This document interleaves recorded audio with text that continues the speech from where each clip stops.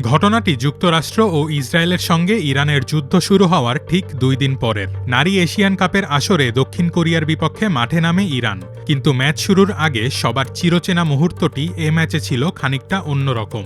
জাতীয় সঙ্গীত বাজার সময় পাথরের মতো স্থির হয়ে দাঁড়িয়েছিলেন ইরানের ফুটবলাররা। কারো ঠোঁট নড়েনি। গোটা বিশ্ব দেখেছিল তাদের এই মৌন প্রতিবাদ। অনেকেই মনে করছেন এটি ইরানের বর্তমান শাসকদের বিরুদ্ধে এক সাহসী অবস্থান। তবে এই ঘটনার ফল হয় ভয়াবহ। ইরানের রাষ্ট্রীয় টেলিভিশনে খেলোয়াড়দেরকে বিশ্বাসঘাতক তকমা দেওয়া হয়। নিমিষেই প্রিয় মাতৃভূমি তাদের জন্য হয়ে ওঠে এক অনিশ্চিত ও আতঙ্কের গন্তব্য। সিএনএনের প্রতিবেদন অনুসারে এরপর অস্ট্রেলিয়ার বিপক্ষে ম্যাচের আগে নারী দলের খেলোয়াড়দের জাতীয় সঙ্গীতের সময় স্যালুট দিতে ও জাতীয় সঙ্গীত গাইতে বাধ্য করা হয়। এই সংকটে মেয়েদের পাশে দাঁড়ান ইরানের প্রয়াত শাহের ছেলে রেজা পাহলাভি। হ্যারি পটারের স্রষ্টা জে.কে রাউলিং থেকে শুরু করে অ্যামনেস্টি ইন্টারন্যাশনালের জাকি হায়দারি সবাই তাদের নিরাপত্তা নিয়ে উদ্বেগ প্রকাশ করেন। অস্ট্রেলিয়ার ওপর চাপ বাড়তে থাকে এই সাহসী নারীদের সুরক্ষা দিতে। এশিয়ান কাপ চলাকালীন 9 মার্চ গভীর রাতে শুরু হয় এক নাটকীয় অধ্যায়।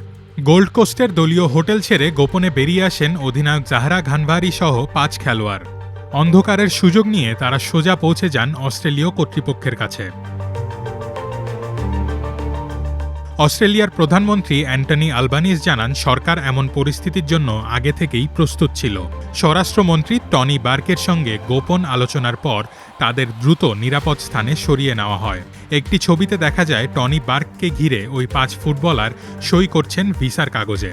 বার্ক জানান যখন মানবিক ভিসার কাগজে সই করা হচ্ছে তখন এই ফুটবলাররা অজি অজি অজি স্লোগানে উল্লাস করছিলেন।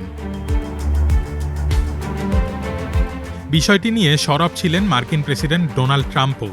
তিনি হুঁশিয়ারি দিয়েছিলেন তাদের ফেরত পাঠানো হবে এক ভয়াবহ মানবিক ভুল। আলবানিজের সঙ্গে ফোন আলাপের পর ট্রাম্প নিশ্চিত করেন এই 5 নারী এখন সম্পূর্ণ নিরাপদ।